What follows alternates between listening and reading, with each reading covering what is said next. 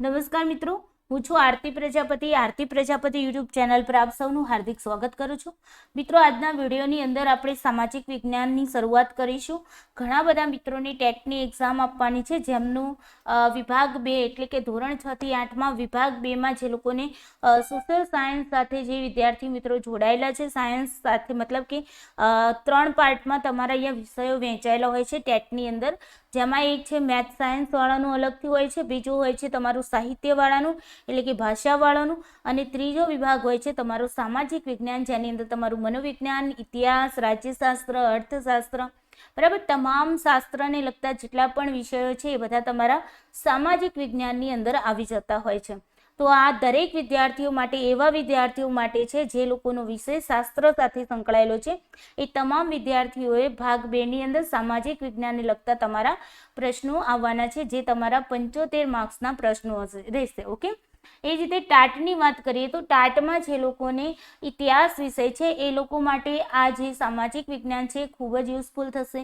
એ જ રીતે જો આગળ આપણે વાત કરીએ, જીસેટના કોઈ વિદ્યાર્થી મિત્રો હોય ઇતિહાસ સાથે સંકળાયેલા હોય તો તેમને પણ અહીંયા ફાયદો થશે. પીએડ એન્ટ્રન્સ એક્ઝામ જે લોકોને આપવાની છે, જેમને સોશિયલ સાયન્સની અંદર જે લોકોના વિષયો આવતા હોય છે એ લોકો માટે એન્ટ્રન્સ એક્ઝામમાં પણ આ જે તમારા વિડીયો ચાલુ કરીશું આપણે સામાજિક વિજ્ઞાનના, તે યુઝફુલ થશે. એ સાથે સાથે ઇતિહાસ વિષય સાથે સંકળાયેલા જે પણ વિદ્યાર્થીઓ છે જેમને પીએચડીની એન્ટ્રન્સ એક્ઝામ આપવાની છે એ લોકો માટે પણ આ વિડીયો ખૂબ જ ઉપયોગી રહેશે. તેમજ તલાટી જેવી જે સ્પર્ધાત્મક અન્ય પરીક્ષાઓ આવે છે, જે પીએસસી 1, 2, 3ની અંદર, તો એ તમામ પરીક્ષાની અંદર આપણને ખબર છે કે ઇતિહાસને લગતા પ્રશ્નો પૂછાતા હોય છે, જેમાં ભારતનો ઇતિહાસ, ગુજરાતનો ઇતિહાસ, બરાબર તમામ પ્રકારનું અંદર પ્રશ્નો આવતા હોય છે. તો આપણે આ બધાને ધ્યાનમાં રાખીને આ શરૂઆત કરી રહ્યા છીએ. અહીંયા આપણે મોસ્ટલી જોઈએ તો તમામ સ્પર્ધાત્મક પરીક્ષાની અંદર જે પ્રશ્નો પૂછાતા હોય છે તમારી ઓથેન્ટિક બુકની અંદરથી પૂછાતા હોય છે. ઓથેન્ટિક બુક એટલે કે આપણે ગવર્મેન્ટ દ્વારા બહાર પાડવામાં આવેલી હોય તે તમામ બુકને આપણે ઓથેન્ટિક બુક કહીએ છીએ. ઓકે, તો ગવર્મેન્ટ દ્વારા આપણને ખબર છે ગુજરાત રાજ્ય પાઠ્યપુસ્તક મંડળ દ્વારા ધોરણ 6 થી 12ની જે પુસ્તકો તમારી પ્રકાશિત કરવામાં આવે છે, સામાજિક વિજ્ઞાનની, ઇતિહાસની, અર્થશાસ્ત્રની, રાજ્યશાસ્ત્રની, બરાબર જેટલા પણ વિષયો છે તમારી બધી ઓથેન્ટિક બુકો છે. તો અહીંયા આપણે ધોરણ 6 થી શરૂઆત કરીશું. સામાજિક વિજ્ઞાન એટલે કે ઇતિહાસની શરૂઆત કરીશું ધોરણ 6 થી. જ્યાં સુધી આગળ જવાશે ત્યાં સુધી આપણે લઈ જઈશું, બટ આપણે અત્યારે શરૂઆત ધોરણ 6 થી કરીશું. કન્ટેન્ટ બહુ જ ઇમ્પોર્ટન્ટ છે એટલા માટે. ઓકે, ધોરણ 6માં પહેલું એકમ છે ચાલો ઇતિહાસ જાણીએ.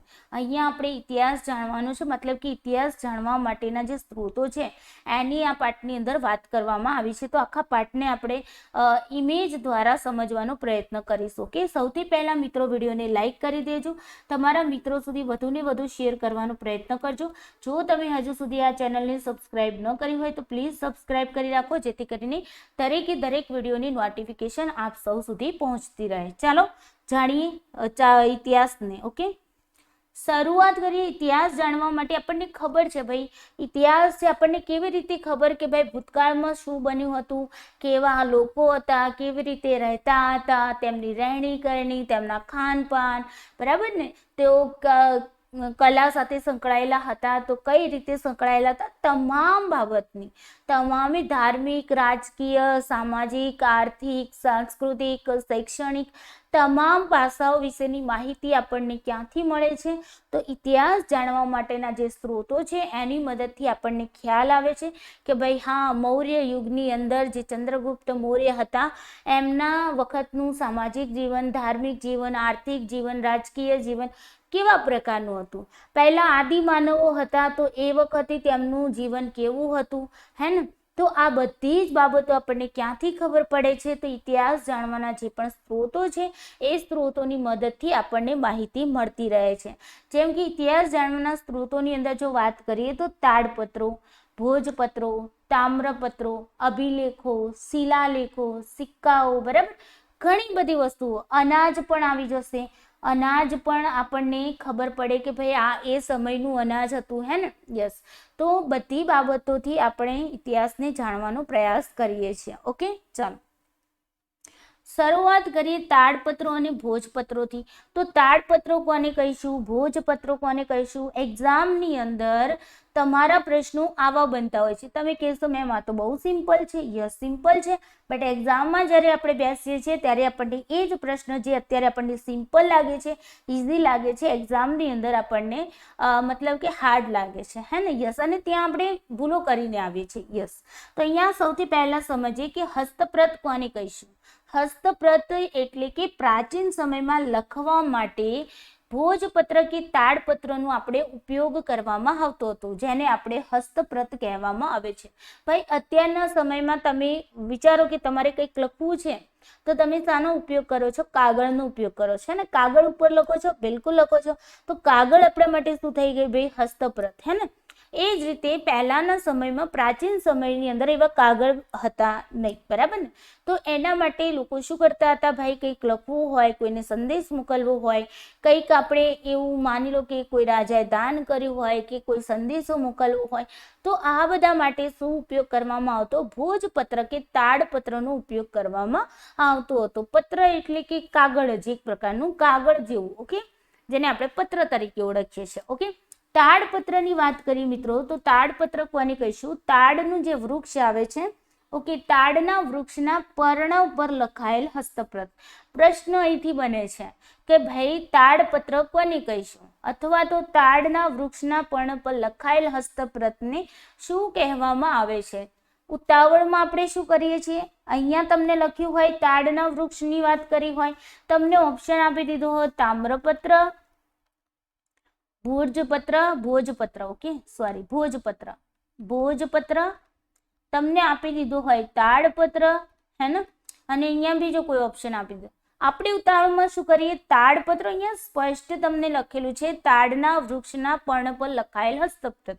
આપણે શું કરશું? તાડપત્ર તો વાંચવા જ નહીં. હા, આપણને તો આવડે છે ભાઈ, ખુશ થઈ જઈશું. કારણ કે ગમતું વસ્તુ હોય, ગમતું વસ્તુ મળી જાય એટલે ખુશ વધારે થવાય, હે ને? યસ. તો અહીંયા પણ આપણે વધારે ખુશ થઈ જઈએ અને આન્સર લગાવીને આવીએ તામ્રપત્ર. પછી ખબર પડે કે ભાઈ તામ્રપત્ર તો આવતું નહોતું. યસ. તો આવી ભૂલો તમારે એક્ઝામમાં કરવાની નથી. ઓકે, તાડના વૃક્ષના પર્ણ પર લખાયેલું હસ્તપ્રત એટલે કે શું ગણાશે ભાઈ? તાડપત્ર. ઓકે, જેમ કે આ છે તમારા તાડપત્રનું પત્તું, એના ઉપર જો તમે કંઈ લખ્યું હોય તો એને આપણે કહીશું તાડપત્ર. ભોજપત્ર કોને કહીશું ભાઈ?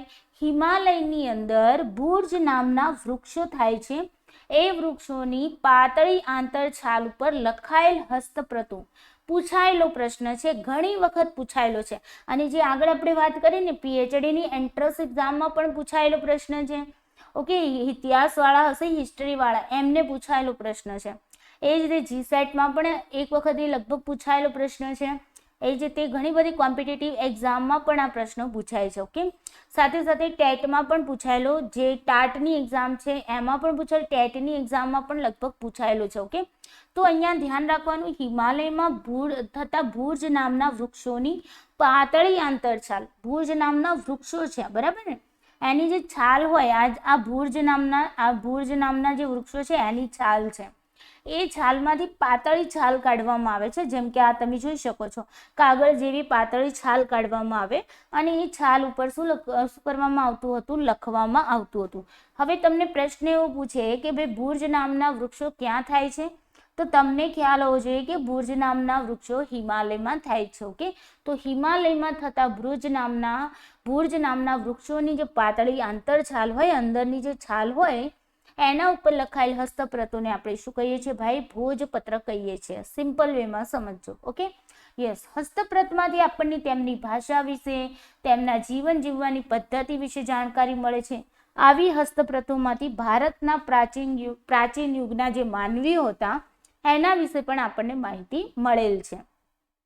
આવી હસ્તપ્રતો આપણને ક્યાં જોવા મળશે? મંદિરોમાં જોવા મળે, મઠોમાં જોવા મળે. ઓકે, સચવાયેલી છે મંદિરો, મઠોમાં, જેમાં સંસ્કૃત ભાષા, પ્રાકૃત ભાષા અને તમિલ ભાષામાં લખાણો લખાયેલા છે. ઓકે, જે આ તમારી ભોજપત્ર અને તાડપત્રની અંદર જે આ હસ્તપ્રતો છે એની અંદર જે લખાણ છે એ મોટા ભાગે સંસ્કૃત ભાષામાં અથવા તો પ્રાકૃત ભાષામાં અથવા તો તમિલ ભાષામાં લખાયેલા છે.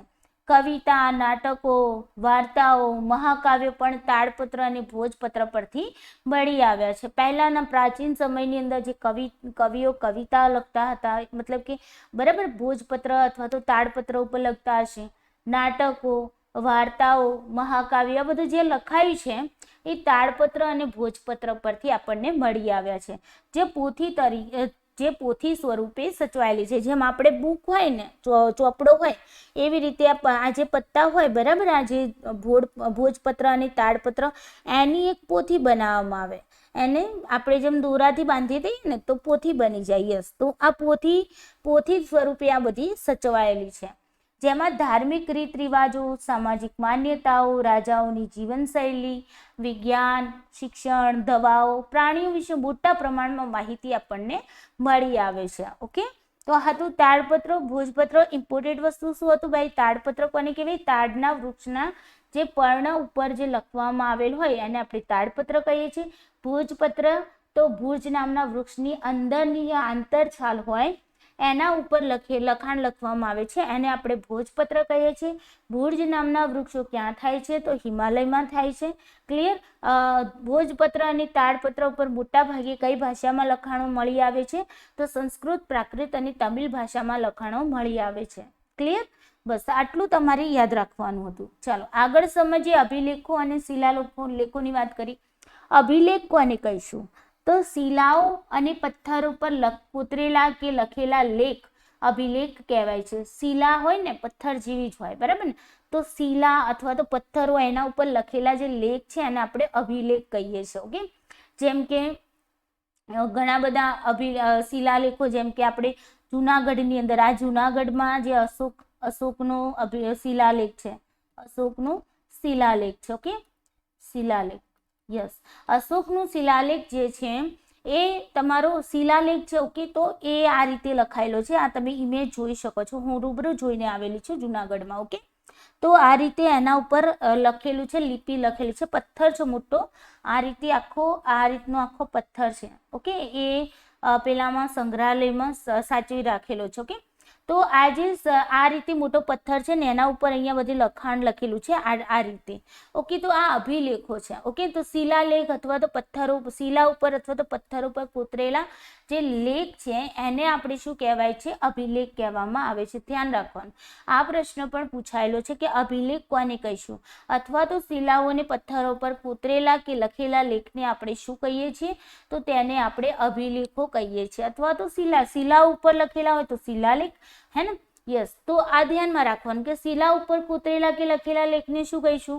તો યાદ રાખવાનું શિલાલેખ, હે ને? યસ, અભિલેખોની અંદર જ આવી જશે. શિલાઓ અને પથ્થરો પર કોતરેલા જે પણ લેખો છે એને આપણે અભિલેખો કહીએ છીએ. બટ જો તમને અલગથી શિલાલેખ એવો શબ્દ આપશે, માની લો કે શિલા ઉપર કોતરેલા કે લખેલા લેખને શું કહેવાય છે અને અભિલેખ ઓપ્શન નથી આપ્યો અને તમને શિલાલેખ શબ્દ આપેલો છે, તો આપણે ધ્યાન રાખીશું શિલાલેખ. ક્લિયર? યસ, આટલું તો કોમન સેન્સ આપણામાં હોવું જ જોઈએ. રાજા પોતાના જે આદેશો હતા શિલાઓ પર કોતરાવી પ્રજા સાથે સંવાદ કરતા હતા. રાજાને કંઈ પણ આદેશ આપવો હોય, પ્રજા સુધી પહોંચાડવો હોય, તો આ સંવાદ માટે તેઓ શું કરતા હતા? શિલાઓ પર આવા જે લેખ છે એને કોતરાવીને મોકલતા હતા. પ્રાચીન ભારતના અનેક રાજાઓ અને રાણીઓએ તેમના રાજ્ય, એમનો વિજય, ધર્મ, સંસ્કૃતિની માહિતી આવા અભિલેખો પર અંકિત કરાવી છે. જેમ કે અહીંયા અશોકના શિલાલેખ ઉપર તમને જોવા મળશે. એ જ રીતે રુદ્રદામનનો શિલાલેખ પણ ત્યાં છે. ઓકે, સ્કંદગુપ્તનો પણ શિલાલેખ ત્યાં છે. એક જ શિલાલેખ ઉપર 3 તમને લેખો જોવા મળે છે. જે જુનાગઢની અંદર આવેલું છે ને ભાઈ, એની અંદર શું છે ભાઈ? એક જ શિલાલેખ, એક જ પથ્થર. આ જે છે ને પથ્થર તમે જોઈ રહ્યા છો, હે ને, પહાડ જેવું, એ પથ્થર ટાઈપ, નાનું પથ્થર ટાઈપ છે, એક રૂમની અંદર આવી જાય એવડો છે. ઓકે, અને એના ઉપર 3 જગ્યાએ, આ બાજુ માની લો કે અશોકે લખેલું છે, તો પેલી બાજુ, બીજી બાજુ સ્કંદગુપ્તે લખેલું છે અને ત્રીજી બાજુ લખેલું છે રુદ્રદામને. આ રીતે 3 રાજાઓએ પોતપોતાની જે કીર્તિઓ છે, પોતાનું જે કંઈ રાજ્ય વિશેની માહિતી એના ઉપર કોતરેલી છે. ઓકે, પણ આ લિપિ હજુ સુધી આપણે એને ઉકેલી શક્યા નથી.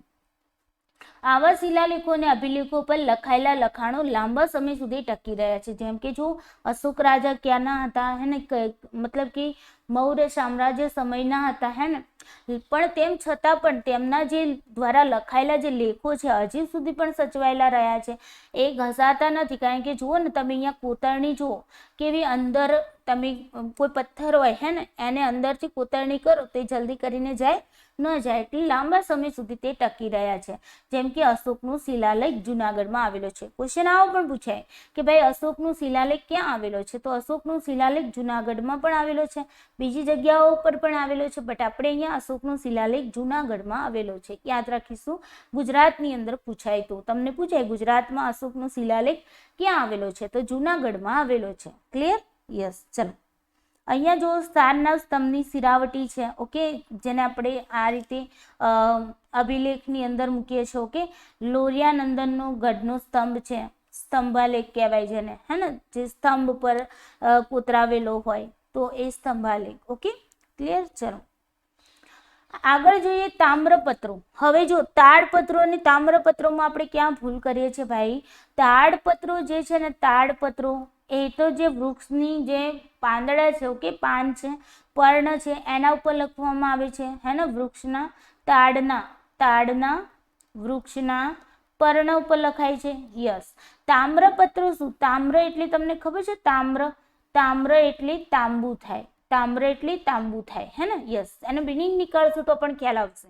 તામ્ર એટલે તાંબુ, તો તાંબાના પતરા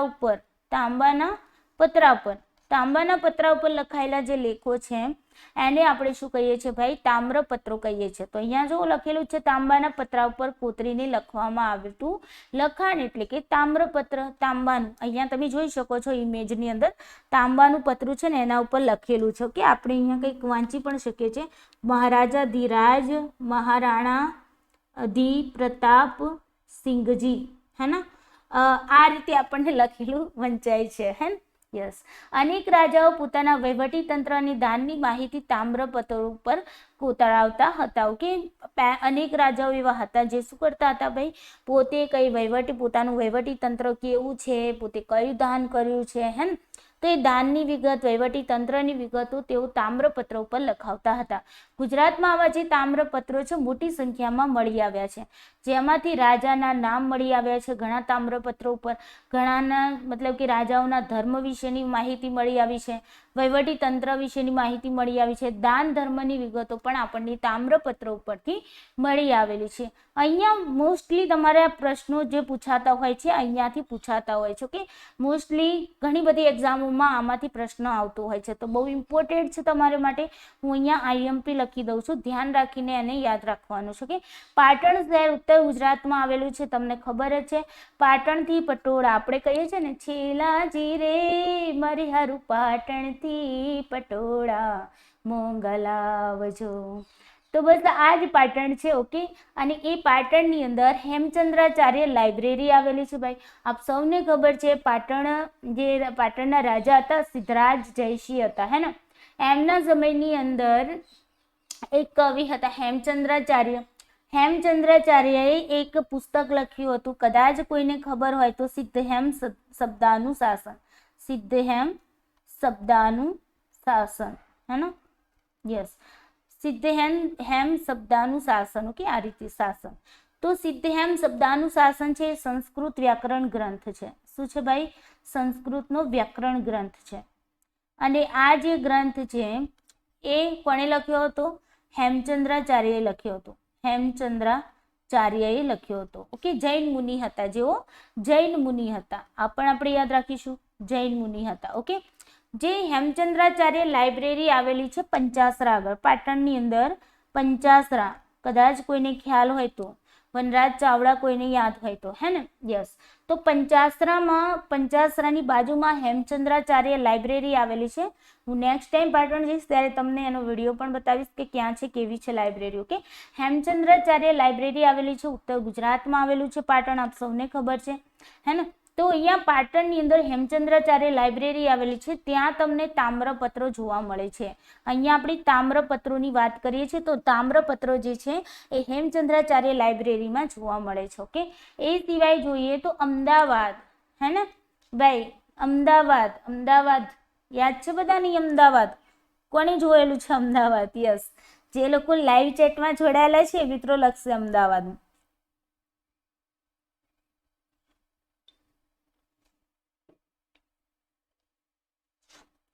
ચાલો, એક ગીત છે અમદાવાદ ઉપર, કદાચ કોઈને ખબર હોય તો.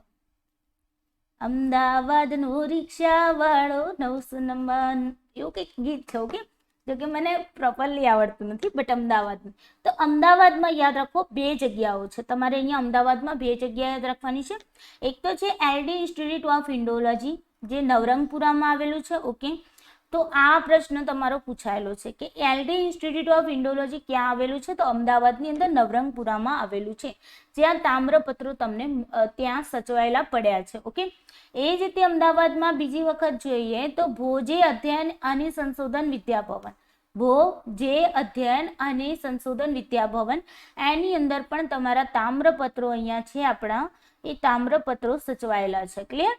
ગાંધીનગરની વાત કરીએ તો શ્રી મહાવીર જૈન આરાધના કેન્દ્ર કોબા ખાતે આવેલું છે. ઓકે, અડાલજથી જાઓ એટલે એના પછી ગાંધીનગર વાળા રસ્તે નહીં જવાનું, બટ કોબા તમે કોબા સર્કલ વાળા રસ્તે જાઓ તો ત્યાં 4 રસ્તા ઉપર જ આવેલું છે શ્રી મહાવીર જૈન આરાધના કેન્દ્ર. તો આજે શ્રી મહાવીર જૈન આરાધના કેન્દ્ર કોબા ખાતે આવેલું છે, ગાંધીનગરમાં આવેલું છે, ધ્યાન રાખીશું. અને ત્યાં પણ તામ્રપત્રો સચવાયેલા છે. Okay, clear? તો 4 તમારે યાદ રાખવાનું છે. એક તો પાટણની યાદ રાખી લેજો, પાટણ હેમચંદ્રાચાર્ય લાઇબ્રેરી છે, ઉત્તર ગુજરાતમાં આવેલું છે પાટણ. ઓકે, ત્યાં તામ્રપત્રો સચવાયેલા છે. તમને ડાયરેક્ટલી આવું પૂછી લે હેમચંદ્રાચાર્ય લાઇબ્રેરી ક્યાં આવેલી છે, તો ઇઝી તમારે યાદ રાખવાનું પાટણ. પાટણના રાજા હતા સિદ્ધરાજ જયસિંહ. સિદ્ધરાજ જયસિંહના રાજ્ય મતલબ કે એમના દરબારમાં એક કવિ હતા હેમચંદ્રાચાર્ય. ઓકે, અને જેમણે સંસ્કૃત વ્યાકરણનો ગ્રંથ લખ્યો હતો સિદ્ધહેમ સપ્તાહાનુશાસન. આટલી વસ્તુ તમારે યાદ રાખવાની છે. ત્યાર પછી તમને પૂછે LD ઇન્સ્ટિટ્યૂટ ઓફ ઇન્ડોલોજી ક્યાં આવેલી છે? તો અમદાવાદ ખાતે આવેલી છે. ભોજે અધ્યયન અને સંશોધન વિદ્યાભવન ક્યાં આવેલું છે? અમદાવાદમાં આવેલું છે. શ્રી મહાવીર જૈન આરાધના કેન્દ્ર ક્યાં આવેલું છે? ગાંધીનગર ખાતે આવેલું છે, કોબામાં. ઓકે, ગાંધીનગરનું આપ્યું હોય ને કોબા આપ્યું હોય તો કોબા લગાવવાનું. કોબા ન આપ્યું હોય ને ગાંધીનગર આપ્યું તો ગાંધીનગર, કારણ કે ગાંધીનગર શું છે ભાઈ? જિલ્લો છે, અને કોબા ત્યાંનું એક મતલબ કે સ્થળ કહેવાય. કે માની લો કે તમે તાલુકા તરીકે તાલુકો પણ નહીં હોય, કોબા કંઈક મતલબ સ્થળ જ છે. ઓકે, ગાંધીનગરનું જ છે. ક્લિયર? ઓકે, ચાલો આગળ જોઈએ. સિક્કાની વાત કરીએ તો સિક્કા હવે અત્યારનો સમય જુઓ, તમે નાના છો, અમારા વખતે આવતું હતું ભાઈ આ રીતે પાંચિયું આવતું હતું. કદાચ કોઈને મારા સમયનું કોઈ વ્યક્તિ હશે, મારો જન્મ 88નો છે, 1988. ઓકે, આ રીતે 5 પૈસા આવતા હતા, પછી 10 પૈસા આવતા હતા, 20 પૈસા તો આવી રીતે ષટકોણ આવતા હતા. ઓકે, આ રીતે કરી અષ્ટકોણમાં આવતા હતા 20 પૈસા.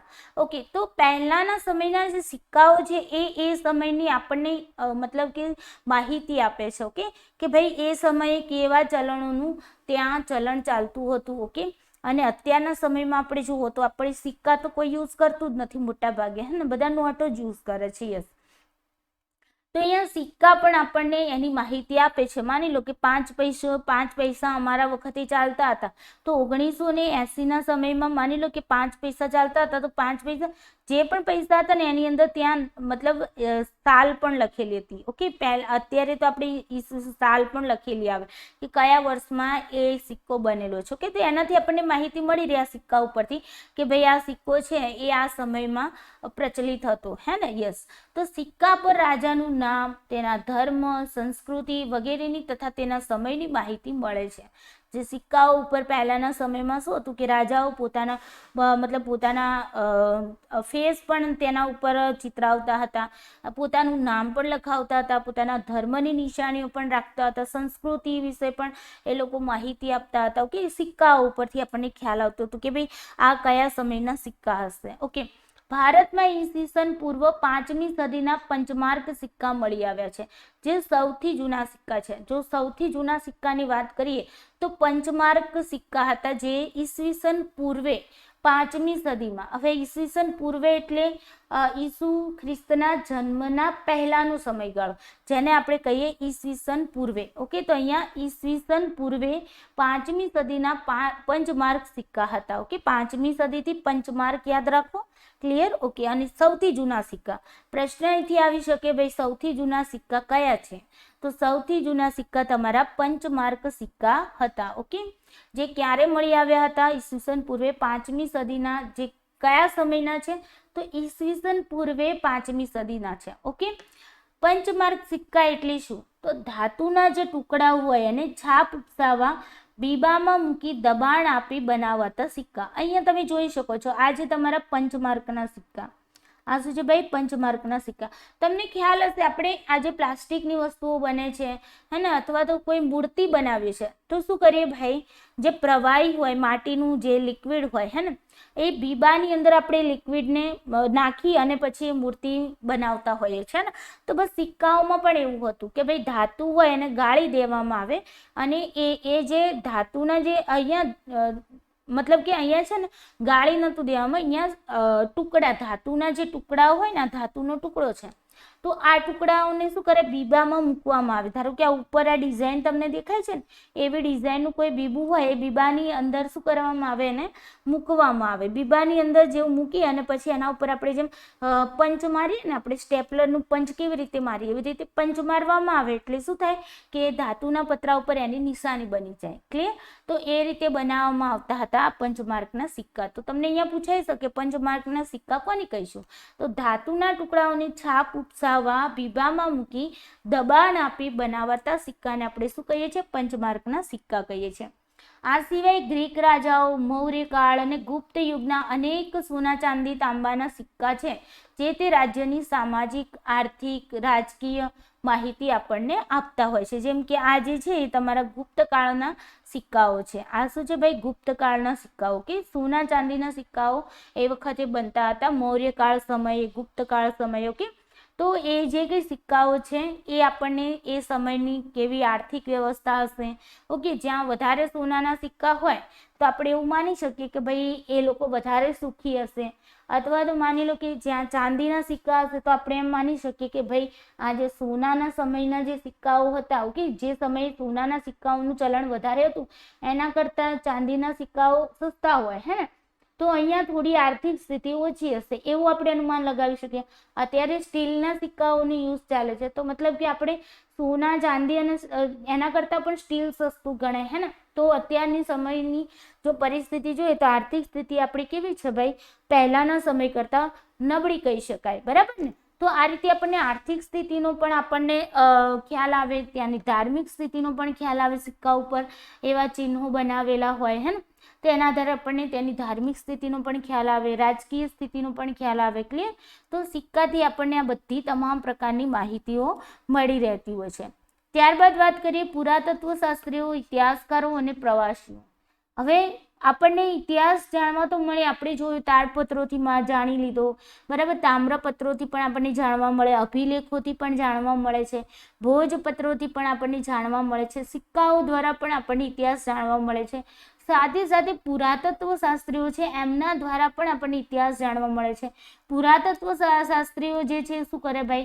ખોદકામ કરે અને ખોદકામ કરતી વખતે એમને જે કંઈ માહિતી મળે છે એના દ્વારા પણ આપણે ઇતિહાસને જાણી શકીએ છીએ. જેમ કે આપણા ગુજરાતની અંદર ધોળકા તાલુકામાં આવેલું લોથલ, તો લોથલ જે શહેર છે એ લોથલ શહેર આપણે હડપ્પીય સંસ્કૃતિનું એક શહેર છે, બરાબર. તો હડપ્પીય સંસ્કૃતિ વિશેની માહિતી આપણને આ લોથલ ઉપરથી મળી આવે છે. લોથલ જ્યારે ખોદકામ કરતી વખતે આપણને મળી આવેલું છે હે ને. તો આ સુધી પુરાતત્વ શાસ્ત્રીઓએ જ્યારે લોથલ એમને ખોદકામ કરતા લોથલ શહેર મળી આવ્યું તો એનાથી પણ આપણને ઇતિહાસ જાણવા મળે છે હે ને. યસ. એના પછી ઇતિહાસકારો જે હોય છે, બરાબર, ઇતિહાસકારો પણ વિવિધ પ્રકારના સંશોધનો દ્વારા આપણને ઇતિહાસ જણાવે છે કે ભાઈ પહેલાના સમયમાં આવું હતું, બરાબર ને. પ્રવાસીઓ, જે પ્રવાસીઓ આવતા હોય એ શું કરે? નોટ કરીને જતા હોય. હવે માની લો કે તમને કોઈ અમેરિકા તમે ફરવા ગયા હોય તો ત્યાંથી તમે અમેરિકામાં શું શું જોવાલાયક વસ્તુ છે, કઈ વસ્તુ સારી છે, તમને શું ગમ્યું, તો તમે એક ડાયરીની અંદર લખી અને પછી પાછા તમારા જગ્યાએ ભારતમાં આવી જાઓ તો પછી તમારી પાસે એ હસ્તપ્રતો જળવાયેલી હોય તો એનાથી પણ ખ્યાલ આવે કે ભાઈ હા અમેરિકામાં આવું વસ્તુ છે હે ને. તો અહીંયા પણ ઘણા બધા બહારના પ્રવાસીઓ આવેલા જેમણે ભારત વિશેનું વર્ણન કરેલું પોતાના પુસ્તકોની અંદર, પોતાની ડાયરીઓમાં. તો એ ડાયરીઓમાંથી પણ આપણને ભારત વિશે જાણકારી મળતી હોય છે. ઓકે, દરેક દેશ વિશે આપણને આવી રીતે જાણકારી મળતી હોય છે ભાઈ કે ભાઈ પ્રવાસીઓ ગયા હોય અને એના વિશે માહિતી લઈને આવ્યા હોય. ક્લિયર? યસ. તો અહીંયા પુરાતત્વ શાસ્ત્રીઓ દ્વારા પણ આપણને ઇતિહાસ જાણવા મળે, ઇતિહાસકારો દ્વારા પણ ઇતિહાસ જાણવા મળે, પ્રવાસીઓ દ્વારા પણ આપણને ઇતિહાસ જાણવા મળે છે. અહીંયા જુઓ, પુરાતત્વ શાસ્ત્રી એટલે એને અંગ્રેજીમાં કહીએ છીએ આર્કિયોલોજિસ્ટ. ઓકે, હવે અહીંયા એક્ઝામમાં ઘણી વખતે પૂછાતું હોય છે કે પુરાતત્વ શાસ્ત્રી માટે કયો શબ્દ યુઝ થાય છે. તો પુરાતત્વ શાસ્ત્રીઓ માટે આર્કિયોલોજિસ્ટ નામનો શબ્દ અંગ્રેજી શબ્દ છે. ઓકે, આ શું છે ભાઈ? અંગ્રેજી શબ્દ છે. તો પુરાતત્વ શાસ્ત્રીને અંગ્રેજીમાં આપણે આર્કિયોલોજિસ્ટ કહીએ છીએ. ઇતિહાસ એટલે કે માનવ સમાજનો ભૂતકાળ જાણવા આપણને પુરાતત્વ શાસ્ત્રીઓ સંશોધન કરીને માહિતી આપે છે. તેઓ પ્રાચીન સ્થળો પર જઈને ઉત્ખનન કરીને, ઉત્ખનન એટલે ખોદકામ કરીને જે પણ મકાનો, સિક્કાઓ, ઈંટો, પથ્થરો હોય, ઓજારો હોય, ખોરાકના કંઈક નમૂનાઓ મળી આવે, મનુષ્ય અને પ્રાણીઓના હાડકાં મળી આવે, જેમ કે લોથલમાંથી હાડપિંજર મળી આવ્યું છે, હે ને, તેવી રીતે હાડકાઓ મળી આવે, તો વગેરે શોધીને તેઓ અભ્યાસ કરી તે સમયના માનવોની સંસ્કૃતિથી આપણને શું કરે છે ભાઈ? અવગત કરે છે, મતલબ કે આપણને જાણકારી આપે છે. પ્રાચીન કાળથી મનુષ્ય એક જગ્યાએથી બીજી જગ્યાએ પ્રવાસ કરતો રહ્યો છે. આપણે પણ એવું કરીએ છીએ ભાઈ, ધંધા અર્થે બધા પ્રવાસ કરતા હોય છે. કોઈ ગામડાઓમાં અત્યારે તમે જોજો, મોટા ભાગના લોકો જે છે શહેરીકરણ તરફ વળ્યા છે, શહેરો તરફ વળ્યા છે, હે ને, કારણ કે કામ ધંધા નથી, તો કામ ધંધા માટે તેઓ બીજા જગ્યાએ જતા હોય છે, હે ને. તો અહીંયા પણ એવું છે કે ભાઈ આપણે પણ ઘણા, તમે જુઓ ને, આપણા ભારતીયો જે છે એ અમેરિકામાં જઈને વસ્યા છે, તો કામ ધંધા અર્થે ત્યાં વસ્યા. તો મનુષ્ય જે છે એક જગ્યાએથી બીજી જગ્યાએ પ્રવાસ કરતો રહ્યો છે. ઘણા પ્રવાસીઓ બીજા દેશોમાં જઈ ત્યાંના જીવનની નોંધ પણ કરતા હતા. ઓકે, મેં જેમ કહ્યું એ રીતે આવા પ્રવાસીઓના પ્રવાસ વર્ણનમાંથી પણ આપણને દેશના ઇતિહાસ અને સંસ્કૃતિની જાણકારી મળે છે. વિદેશી પ્રવાસીઓને અહીંયાથી પ્રશ્ન પૂછાતો હોય છે, તો ખાસ ઇમ્પોર્ટન્ટ છે આ તમારા માટે. ઓકે, આ સ્લાઇડ તમારા માટે, આખી સ્લાઇડ છે તમારા માટે ઇમ્પોર્ટન્ટ છે. વિદેશી પ્રવાસીઓમાં વાત કરીએ તો મેગેસ્થનીસ નામના જે વિદેશી હતા, જે ગ્રીક મુસાફર હતા. ઓકે, ગ્રીકના મતલબ કે ગ્રીક મુસાફર હતા. ઓકે, અને આ જે ગ્રીક મુસાફર હતા એમણે એક પુસ્તક લખ્યું હતું ઇન્ડિકા નામનું. કયું પુસ્તક લખ્યું હતું ભાઈ? ઇન્ડિકા નામનું પુસ્તક લખ્યું હતું. બહુ ધ્યાનમાં રાખવાનું, ઘણી વખતે પ્રશ્ન પૂછાયેલો છે કે ભાઈ મેગેસ્થનીસે કયું પુસ્તક લખ્યું હતું? તો મેગેસ્થનીસે ઇન્ડિકા નામનું પુસ્તક લખ્યું હતું. અથવા તો પ્રશ્ન એવો પણ પૂછાયેલો છે કે ઇન્ડિકા નામનું પુસ્તક કોણે લખેલું હતું? તો ઇન્ડિકા નામનું પુસ્તક મેગેસ્થનીસે લખેલું હતું.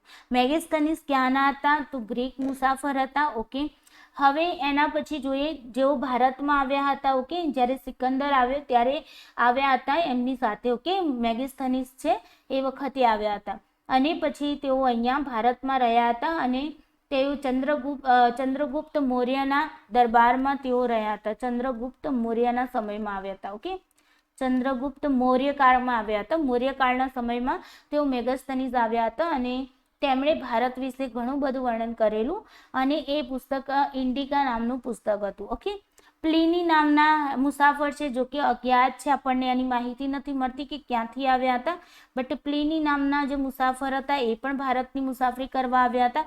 ફાહિયાન, ઘણી વખત પૂછાયેલો પ્રશ્ન છે. ફાહિયાન અને હ્યુઆન સાંગ, આ રીતે હ્યુઆન સાંગ પણ લખાય છે, એન્ડ તમને બીજું નામ, એનું જ બીજું નામ આ રીતે પણ લખાય છે, યુઅન સ્વાંગ. ઓકે, આ રીતે યુઅન સ્વાંગ, ઓકે, યુઆન સ્વાંગ. ઓકે, આ રીતે લખાય છે. તો બે નામ છે, એક જ નામ છે, એક જ વ્યક્તિના છે, બટ અલગ અલગ રીતે લખાતા હોય છે. તો યુઆન સાંગ કહો કે યુઆન સ્વાંગ કહો, અહીંયા સ્વ છે ને એ આવી રીતે આવશે, સ્વાંગ. ઓકે, આ રીતે આવશે. યસ, તો હ્યુઆન સાંગ અથવા તો યુઆન સ્વાંગ છે, અને ફાહિયાન, આ બંને જે હતા એ ક્યાંના હતા? ચીની મુસાફર હતા.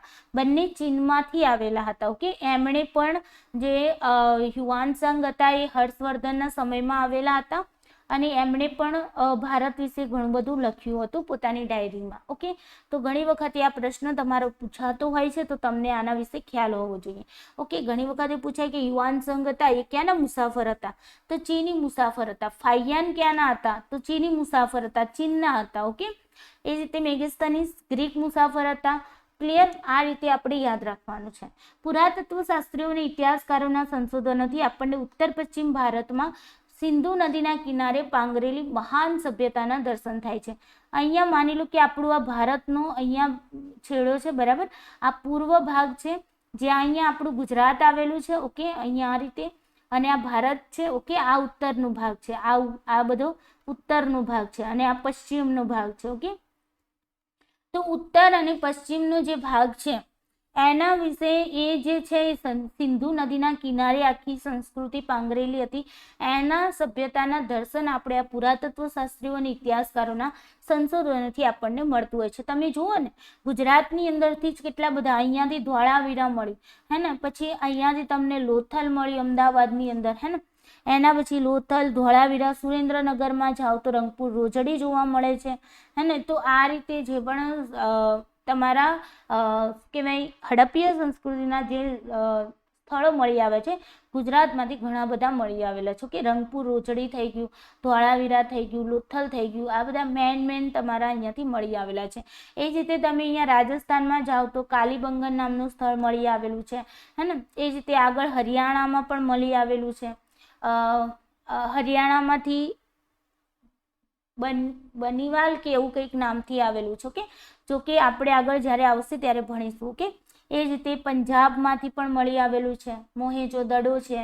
તો આ બધી જ જે છે એ તમારી આ બાજના પટ્ટામાંથી તમને આખી હડપ્પીય સંસ્કૃતિ ભારતના મહાન સિંધુ નદીના, અહીંયાથી સિંધુ નદી જતી હતી અહીંયાથી હે ને. યસ, પહેલા અહીંયા કચ્છમાંથી પણ જતી હતી, બટ અહીંયા કચ્છમાં જે ભૂસ્ખલન થયું એના કારણે ત્યાં પહાડ બની ગયો અને એ જે નદી હતી સિંધુ નદીનો જે માર્ગ હતો એ રોકાઈ ગયો અને એ ડાયરેક્ટ પાકિસ્તાનમાં વળી ગઈ હે ને.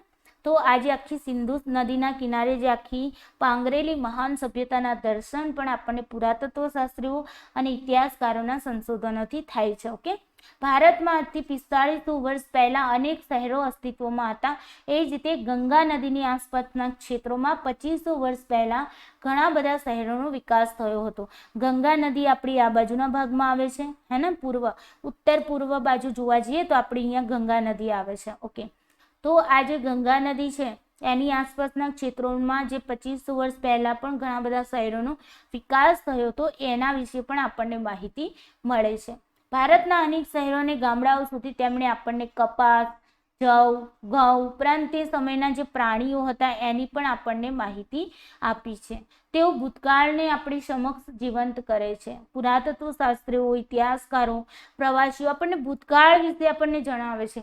આપણને ખબર નથી ભૂતકાળમાં શું ઘટિત થયું હે ને, બટ આ લોકો દ્વારા આપણને ખ્યાલ આવે છે કે ભૂતકાળમાં આવા રાજાઓ હતા, એમની આવી સંસ્કૃતિ હતી, એમનું આવું ધાર્મિક જીવન હતું, એમનું આવું રાજકીય જીવન હતું, એમનું આવું આર્થિક જીવન હતું હે ને. તો આ બધી માહિતી આપણને એ લોકોના કારણે મળી રહે છે. આગળ જોઈએ તો ભારત ભૂમિના નામની વાત કરીએ. આપણો જે દેશ છે તો આપણા દેશનું નામ કેવી રીતે ભારત પડ્યું, ઇન્ડિયા કેવી રીતે પડ્યું હે ને, તો એના વિશે જોઈએ. તો આપણા દેશના નામ જોઈએ તો ઇન્ડિયા અને ભારત, આપણે બે નામ અહીંયા લઈએ છીએ, ઇન્ડિયા અને ભારત. તો ઇન્ડિયા જે શબ્દ છે એ ઇન્ડસ ઉપરથી ઉતરી આવેલો છે. પૂછાયેલો પ્રશ્ન છે કે ઇન્ડિયા શબ્દ શેના ઉપરથી ઉતરી આવેલો છે, તો ઇન્ડિયા શબ્દ જે છે એ ઇન્ડસ ઉપરથી ઉતરી આવેલો છે. કે જેને સંસ્કૃત ભાષામાં આપણે શું કહીએ છીએ, સિંધુ કહીએ છીએ. પહેલા જે સંસ્કૃતિ હતી એ બધી સોતુબાઈ સિંધુ નદીના કિનારે વિકસિત થયેલી હતી, એટલે જે પણ લોકો આવતા એ બાજુ જ બધા ડરતા, એ બાજુ જ બધા જોવા જતા. ઓકે, જ્યાં વિકાસ થયેલો હોય ત્યાં જ બધા જોવા જાય ને. યસ, તો સિંધુ એને આપણે ઇન્ડસની સિંધુ કહેવામાં આવતું હતું કે સંસ્કૃતની અંદર. તો આપણને ખબર પડવી જોઈએ કે સિંધુ જે શબ્દ છે એ સંસ્કૃત ભાષાનો શબ્દ છે. ઓકે, પ્રાચીન ઈરાન અને ગ્રીસના લોકો સિંધુ નદીથી પરિચિત હતા. પ્રાચીન ઈરાન અને ગ્રીસના જે લોકો હતા એ સિંધુ નદીથી શું હતા ભાઈ, પરિચિત હતા. તેઓ આજથી 2500 વર્ષ પહેલા તે પ્રદેશના સંપર્કમાં આવ્યા હતા. ઈરાનીઓ સિંધુ નદીને હિન્ડોઝ કહેતા હતા. શું કહેતા હતા? હિન્ડોઝ કહેતા હતા. હિન્ડોઝ. ઓકે, તો આપણે યાદ રાખવાનું, ઈરાનીઓ જે હતા સિંધુ નદીને શું કહેતા હતા ભાઈ, હિન્ડોઝ કહેતા હતા. ગ્રીસના લોકો સિંધુ નદીને ઇન્ડસ કહેતા હતા. તેઓ આ નદીના પૂર્વ કિનારાને ઇન્ડિયાથી ઓળખતા હતા. જે નદી હતી સિંધુ નદી, મેં કહ્યું ઉપરના ભાગમાં આવેલી છે હે ને.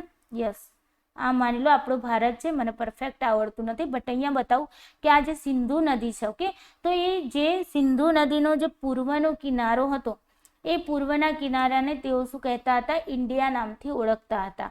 ભારત એવું નામ, જે ભારત નામ છે ને, આપણે હવે કહીએ, આપણને ખ્યાલ તો આવે કે ઇન્ડિયા શબ્દ ઇન્ડસ ઉપરથી ઉતરી આવે, અને ઇન્ડસ શબ્દ કોણ કહેતા હતા? ગ્રીસ લોકો કહેતા હતા. તો આપણને એટલું ખ્યાલ આવવું જોઈએ કે ઇન્ડિયા નામ જે છે, ઓકે, ઇન્ડસ ઉપરથી ઉતરી આવેલો છે. ઇન્ડસ શબ્દ ગ્રીસ લોકો સિંધુ નદીને શું કહેતા હતા? ઇન્ડસ કહેતા હતા. ઓકે, હવે ભારત નામ કોણે આપ્યું ભાઈ? તો ભારત એવું નામ ઋગ્વેદમાંથી આપણને જાણવા મળે છે. આપણા જે પ્રાચીન ગ્રંથો છે, પ્રાચીન વેદો છે, પ્રાચીન વેદો છે. મૂળ આપણા વેદો કેટલા છે? 4 વેદો છે. કયા કયા છે? સોરી, ઓકે, 4 વેદો છે. કયા કયા છે? એ સૌથી જૂનો ઋગ્વેદ, સૌથી પ્રાચીન, સૌથી જૂનું. અહીંયા આપણે લખીશું સૌથી પ્રાચીન અથવા તો સૌથી જૂનું ઋગ્વેદ, પછી યજુર્વેદ, પછી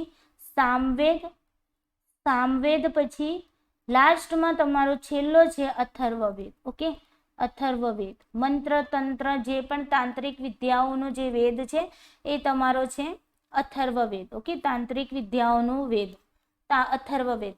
તો ઋગ્વેદ જે છે, ઋગ્વેદની અંદર ભારત શબ્દનો આપણને ઉલ્લેખ મળે છે. તો ભારત એવું શેના ઉપરથી આવી છે? તો ઋગ્વેદમાં આપણને જોવા મળ્યું કે ભરત નામનો માનવ સમૂહ ઉત્તર પશ્ચિમ ભારતમાં આવીને વસેલો. ઉત્તર પશ્ચિમ એટલે આ ઉત્તરનો ભાગ છે ને આ પશ્ચિમનો ભાગ છે. આ ભાગમાં જ જ્યાં સિંધુ નદીનો વિસ્તાર હતો એ જ ભાગની વાત થઈ રહી. ઓકે, તો ઉત્તર પશ્ચિમ ભારતમાં આવીને ભરત નામનો સમૂહ, માનવ સમૂહ વસેલો. તેમના નામ પરથી આપણો દેશ ભારત તરીકે ઓળખાય છે. તો અહીંયા આપણને 2 પ્રશ્નો જોવા મળ્યા. એક તો ઇન્ડિયા, આપણે ભારતને ઇન્ડિયા કહીએ છીએ અને બીજું ભારત કહીએ છીએ. તો ઇન્ડિયા શા માટે કહીએ છીએ? કે ઇન્ડિયા જે છે ઇન્ડસ ઉપરથી ઉતરી આવેલો છે, અને ગ્રીસ લોકો જે હતા એ સિંધુ નદીને શું કહેતા હતા? ઇન્ડસના નામથી ઓળખતા હતા. જ્યારે ઈરાનીઓ હતા એ સિંધુ નદીને શું કહેતા હતા? હિન્ડોસ કહેતા હતા. ઓકે, અને બીજું ભારત. તો ભારત આપણને જે ભરત નામનો માનવ સમૂહ હતો એ ઉત્તર પશ્ચિમ ભારતમાં આવીને વસેલો, એના નામ ઉપરથી ભારત તરીકે એને ઓળખવામાં આવે છે. ક્લિયર? તો આ થઈ ગયું આપણે ભારતના નામની ચર્ચા. એના પછી જોઈએ સાલવારી. ઇમ્પોર્ટેન્ટ છે સાલવારી. ક્વેશ્ચન અહીંયાથી પણ આવે છે. ઇતિહાસમાં સમયનું ખૂબ જ મહત્વ છે. ઘટનાઓ સમય અને સ્થાનની સાથે જ લખી શકાય છે. જે ઘટનાઓ જ્યારે બની હોય, જે સમયે બની હોય, જે સ્થાને બની હોય, એને એ પ્રમાણે જ આપણે લખતા હોઈએ છીએ. મોટાભાગે આપણે સમય જે છે કઈ રીતે લખતા હોય છે? તારીખ પહેલા લખીએ. ધારો કે આજે માની લો કે આજે તમારી 22 તારીખ થઈ, પછી આપણે અહીંયા મહિનો લખીએ. આ તારીખ તમે લખી, હે ને? તારીખ પછી આપણે શું લખીએ? માસ લખીએ. માસ એટલે મહિનો લખીએ. અત્યારે મહિનો જુલાઈ ચાલે છે તો આપણે 07 કર્યું, અને વર્ષ ગણીએ તો 2022નું વર્ષ છે.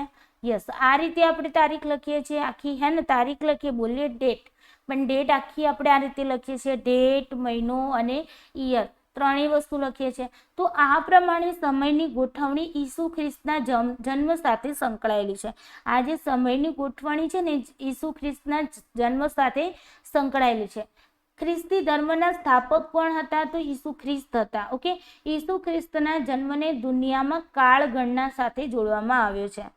આખી દુનિયાની અંદર આ જ રીતે તારીખ યુઝ થાય છે, આ જ રીતે લખાય છે. ઓકે, એ જે તારીખ લખાઈ રહી છે એ તમારું ઈસુ ખ્રિસ્તના જન્મ સાથે સંકળાયેલું છે. તો દુનિયાની અંદર, આખી દુનિયામાં જે કાળ ગણના થાય છે એ ઈસુ ખ્રિસ્તના જન્મને ધ્યાનમાં રાખીને એની સાથે જોડીને અહીંયા કરવામાં આવે છે. ઓકે, જેમ કે માની લો કે આ ઈસુ ખ્રિસ્તનો સમયગાળો, આ એમનો આ 0 દિવસ. ઓકે, અહીંયા ઈસુ ખ્રિસ્તનો જન્મ થયો હતો. ઓકે, એના પછીનો આ સમય, આ પછીનો સમય, બિફોર કહી શકાય આને. યસ, બિફોર, હે ને? પછીનું. અને આ પહેલાનો સમય, હે ને? યસ. હવે જુઓ અહીંયા આ રીતે 1લી સદી માની લો, 2જી સદી, 3જી સદી, 4થી સદી, 5મી સદી, આ જન્મ પછીનું, ઈસુ ખ્રિસ્તના જન્મ પછીનું, ઈસુ ખ્રિસ્તનો જન્મ ક્યારે? અહીંયા થયો, બરાબર? એના પછી જે અહીંયા કાળ ગણના થઈ, બરાબર? અને એના પહેલા જો 1લી સદી, 2જી સદી, 3જી સદી, 4થી સદી, આ માઇનસમાં જશે. 5મી સદી એટલે કે ઊંધી એકડી જશે. હે ને આપણે એને કઈ રીતે 1 2 3 આ રીતે પાછા જઈશું. અહીંયા આપણે જઈએ છીએ આગળ જઈએ છીએ, અહીંયા આપણે શું કરીશું પાછળ જઈશું. ખ્યાલ આવે છે ને? આપણે ચડતા ક્રમમાં જઈએ છીએ અને આ પણ આપણે એમ જવાનું તો ચડતા ક્રમમાં જઈએ છીએ, બટ પહેલા આપણે શું કરીશું 5મી સદી, પછી 4થી સદી, પછી 3જી સદી, પછી 2જી સદી, પછી 1લી સદી, એવી રીતે જઈશું. ક્લિયર? ઓકે, તો અહીંયા સમજો આ જે છે આ સમયરેખા આ રીતે નક્કી કરવામાં આવેલી. ઈસવીસન આપણે કહીએ છીએ ઈસવીસન, અત્યારે આપણે લખીએ ઈસવીસન 2022, હે ને? તો ઈસવીસન જે છે એને એડી કહેવામાં આવે છે ઇંગ્લિશમાં, અન્નો ડોમિનો. આ જે છે ને એડી જે છે એ અન્નો ડોમિનો પરથી આપણે એને પહેલા લેટર લઈ લીધા, એ અને ડી. અન્નો ડોમિની જો છે, સોરી, અન્નો ડોમિની જે છે એ ગ્રીક શબ્દો છે. ધ્યાન રાખજો, આપણને પૂછાય કે ભાઈ ઈસુ ખ્રિસ્તના જન્મ પછીનો સમયગાળો છે એ કયા નામથી ઓળખાય છે, તો અહીંયા તમને એડી આપેલું હોય અથવા તો અન્નો ડોમિની આપેલું હોય. ઓકે, આવો પ્રશ્ન પણ તમારી પીએચડીની એન્ટ્રન્સ એક્ઝામમાં ઇતિહાસવાળાને પૂછાયેલો છે. તો ઈસુ ખ્રિસ્તના જન્મ પછીનો જે સમયગાળો હતો એને આપણે ઈસવીસન તરીકે ઓળખીએ છીએ, જેને આપણે ટૂંકમાં કહીએ તો એડી કહીએ છીએ. એડીનું ફૂલ ફોર્મ તમારું પૂછાય તો અન્નો ડોમિની છે. અન્નો ડોમિની જે છે તમારા ગ્રીક શબ્દો છે, જેનો અર્થ શું થાય છે ભાઈ? In the year of God, મતલબ કે ભગવાનના સમયનું વર્ષ. ઓકે, ઈસુ ભગવાનનો જે જન્મ હતો કે એમના સમયનું વર્ષ, ભગવાનના સમયનું વર્ષ, મતલબ ઈસુ ખ્રિસ્ત ભગવાન હતા. યસ, તો એ ભગવાનના સમયનું વર્ષ એને આપણે એડી તરીકે ઓળખીએ છીએ. ઈસુ ખ્રિસ્તના જન્મ પછીના વર્ષોને આપણે અન્નો ડોમિનો એટલે કે એડી તરીકે ઓળખીએ છીએ અથવા તો ઈસવીસન તરીકે ઓળખીએ છીએ. ઓકે, ઉદાહરણ તરીકે જોઈએ, હું લખું છું ઈસવીસન 2000, તો આનો મતલબ શું થશે? એડી 2000 આપણે લખીએ તો, હે ને? યસ, તો અહીંયા એનો મતલબ શું થાય? ઈસુ ખ્રિસ્તના જન્મ પછીના 2 વર્ષ. ઓકે, અત્યારે 2022 છે તો શું લખાય ભાઈ? ઈસુ ખ્રિસ્તના જન્મ પછીના 2022 વર્ષ થયા. Okay, clear?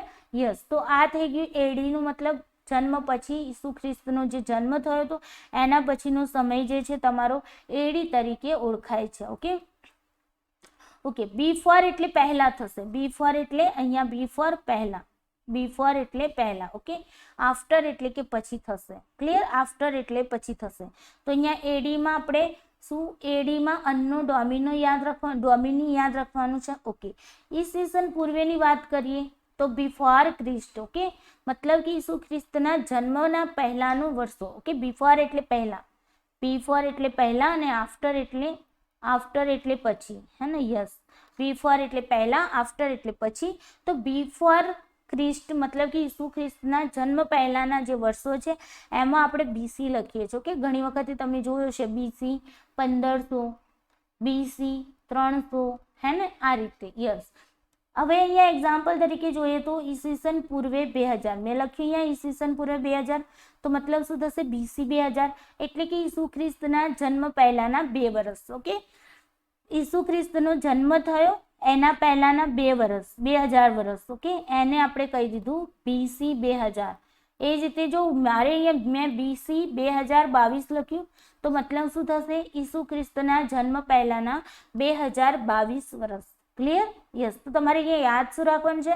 ફૂલ ફોર્મ યાદ રાખવાનું છે. પછી તમારે ઈસવીસન જે છે, ઓકે, એને શું કહેવામાં આવે છે? તો અન્નો ડોમિનો. ઈસવીસનને શોર્ટમાં એડી કહેવામાં આવે છે. એડીનો મતલબ થાય છે કે ઈસુ ખ્રિસ્તના જન્મ પછીના વર્ષો. એથી આફ્ટર યાદ રાખી લો, એથી આફ્ટર યાદ રાખી લો કે આફ્ટર મતલબ પછી થાય. ઓકે, બીથી બિફોર યાદ રાખી લો, તો બિફોર ક્રિસ્ટ. ઓકે, મતલબ કે ઈસુ ખ્રિસ્તના જન્મના પહેલાનો સમય. ઓકે, એને આપણે ઈસવીસન પૂર્વે તરીકે ઓળખીએ છીએ. ક્લિયર? યસ, એડીને બદલે સીઈ પણ ઓળખાય છે. સીઈ તરીકે પણ એડીની જગ્યાએ આપણે સીઈ પણ લખી શકાય. કોમન એરા જેને કહેવામાં આવે છે. કોમન એરાનો મતલબ સામાન્ય કે સાધારણ યુગ. ઓકે, એડી મતલબ મતલબ શું થાય છે ભાઈ? ઈસુ ખ્રિસ્તના જન્મ પછીનો સમય જે છે એને આપણે એડી અથવા તો સીઈ તરીકે ઓળખવામાં આવે છે. સીઈનું ફૂલ ફોર્મ પૂછાઈ શકે. કોમન એરા એનું ફૂલ ફોર્મ છે, જેનો મતલબ થાય છે સામાન્ય કે સાધારણ યુગ. ઓકે, બીસીને બદલે આપણે બીસીઈ એવું કહીએ છીએ. બીસીની જગ્યાએ શું કહીએ છીએ? બીસીઈ. બીસીઈનો મતલબ બિફોર કોમન એરા. બી ફોર કોમન એરા. જો બીસી નો મતલબ શું થતો હતો? બી ફોર ક્રિસ્ત થતો હતો. બીસીઈ નો ફૂલ ફોર્મ શું થશે? બી ફોર કોમन एरा है ना. यस. सामान्य के साधारण युग पूर्वे, मतलब सामान्य के साधारण युग तो આપણો અત્યારે બીસી માં એડી માં ચાલે છે, એના પહેલાનો જે સમય છે એને આપણે કહીએ છીએ બિફોર કોમન એરા. ઓકે, અથવા તેને બીપી પણ કહેવામાં આવે છે. તો બીપી એટલે કે before present. Okay, before present. સમજાય છે ને? તો અહીંયા આપણે 3 નામ યાદ રાખ્યા, બીસી, બીસીઈ અને બીપી. બીસી નું full form before Christ, BCE નું full form before common era અને બીપી નું full form before present. Okay, AD માં આપણે એડી અને સીઈ 2 નામ યાદ રાખ્યા. એડી એટલે કે અન્નો ડોમિની અને સીઈ નો મતલબ થાય છે કોમન એરા. ક્લિયર? યસ. તો આ રીતે તમારે સાલવારી પણ ઘણી વખતે પૂછાતી હોય છે. ઇમ્પોર્ટેન્ટ વસ્તુ ખાસ નોંધ કરી લેવી. ઓકે, આની પીડીએફ તમને મળી જશે આજે સાંજે, મતલબ કાલ સાંજ સુધી તમને મળી જશે. ઓકે, જતા વિડીયોને લાઈક કરતા જજો. વિડીયો ગમ્યો હોય તો, અને તમારા મિત્રો સુધી વધુને વધુ શેર કરવાનો પ્રયત્ન કરજો. અને જો ચેનલને સબસ્ક્રાઇબ ન કરી હોય તો પ્લીઝ સબસ્ક્રાઇબ કરી રાખજો, જેથી કરીને દરેક વિડીયોની નોટિફિકેશન આપ સૌને સમયસર મળતી રહે. ઓકે, તો ચાલો મિત્રો, આવજો. આપ સૌનો ખૂબ ખૂબ આભાર. જય શ્રી કૃષ્ણ.